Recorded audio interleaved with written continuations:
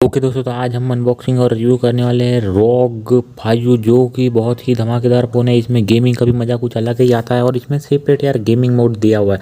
इसमें आपको यहाँ दोनों साइड 2 बटन दिए हुए हैं जिसमें कि आप पबजी, फ्री फायर जैसे बहुत सारे गेम खेल सकते हैं।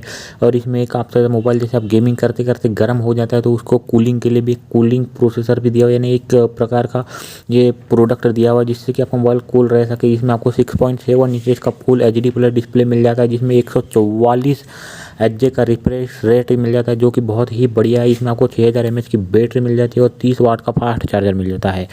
6000 mAh बैटरी होने के कारण बहुत ही बढ़िया मोबाइल है। 5, 13 और 64 मेगापिक्सल का कैमरा एंड 24 मेगापिक्सल का सेल्फी कैमरा मिल जाता है जो कि बहुत ही बढ़िया। और इसमें जो गेमिंग वो अभी मैं आपको करके बता रहा हूँ तो गेमिंग का आनंद कुछ अलग ही आने वाला है। बहुत ही धमाकेदार गेमिंग होती है इसमें। अब इसके बाद हम दूसरा भी गेम खेलेंगे।